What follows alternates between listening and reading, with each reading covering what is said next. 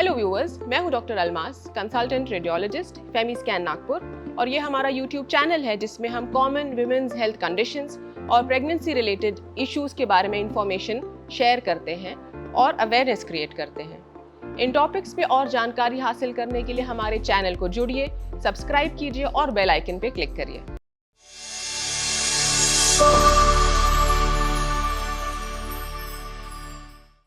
आज के हमारे YouTube वीडियो का टॉपिक है अनोमली स्कैन, यानी प्रेगनेंसी के 5th मंथ की सोनोग्राफी जो डिटेल में की जाती है। इस स्कैन के बहुत सारे नाम होते हैं। इसे एनाटॉमी स्कैन कहा जाता है, लेवल 2 स्कैन कहा जाता है, टीफा स्कैन भी कहते हैं। सो आइए जानते हैं कि अनोमली स्कैन कब करना चाहिए, इसके महत्व क्या है, इसमें क्या क्या देखा जाता है और अगर अनोमली स्कैन में कोई अबनॉर्मैलिटी आए तो उसके लिए क्या करना चाहिए।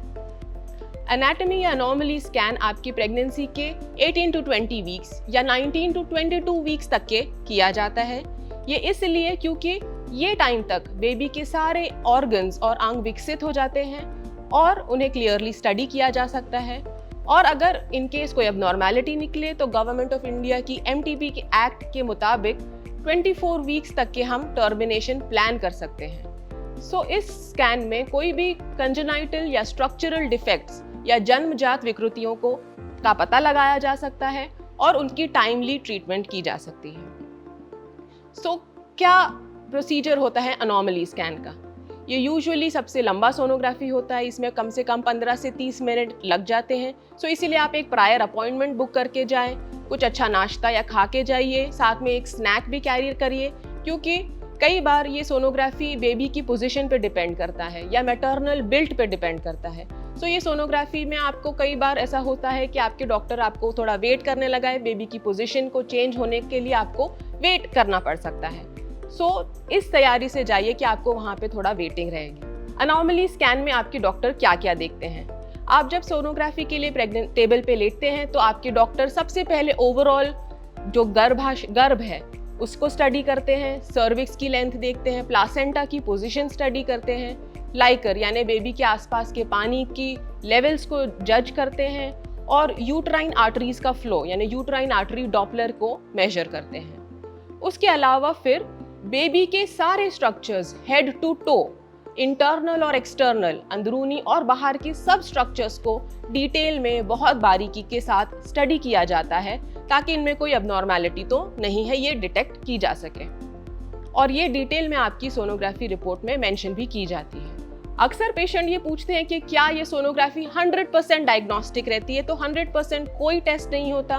अनोमली स्कैन ज्यादा से ज्यादा 90% आपकी अनोमलीज को डिटेक्ट कर सकता है और ये सिर्फ स्ट्रक्चरल डिफेक्ट्स को ही पिकअप कर सकता है। कोई मेटाबॉलिक या एंजाइमेटिक डिजीजेस या स्किन कंडीशंस, ऐसी कई सारी चीजें रहती हैं जो कि अनोमली स्कैन पिकअप नहीं कर सकता।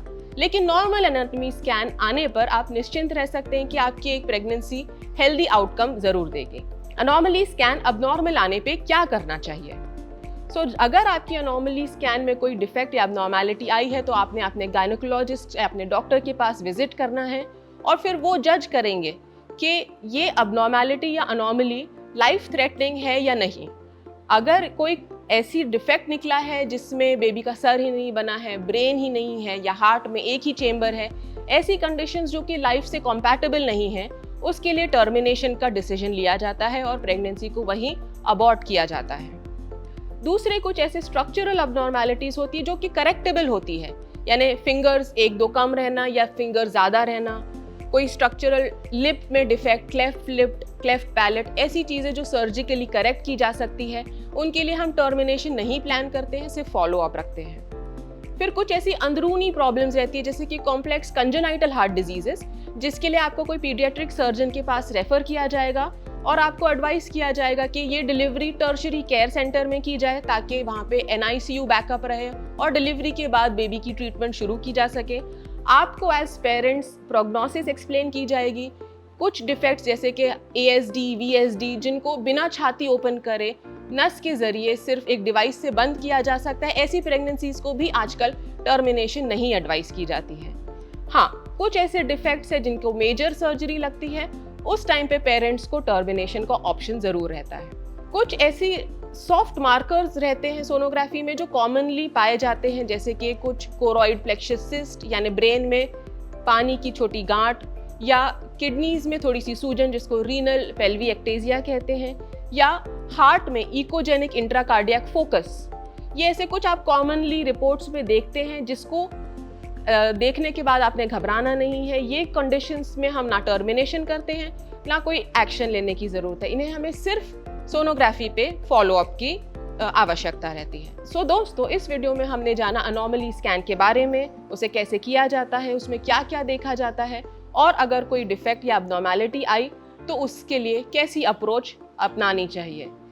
अनोमली स्कैन सब जन्मजात विकृतियों को या कंजेनाइटल स्ट्रक्चरल अबनॉर्मैलिटीज को डिटेक्ट करने के लिए सोनोग्राफी एक बेस्ट माध्यम है, और अगर उसमें कुछ सस्पिशन आया तो कुछ कंफर्मेटरी टेस्ट जैसे कि एमनियोसेंटेसिस कर सकते हैं। तो दोस्तों, मैं उम्मीद करती हूँ ये वीडियो आपको पसंद आया होगा। अगर ये यूजफुल लगा तो अपने फ्रेंड्स एंड फैमिली के साथ इसे शेयर करिए। कुछ क्वेरीज हो तो ज़रूर कमेंट्स में लिखिए, मैं उनका जवाब दूंगी।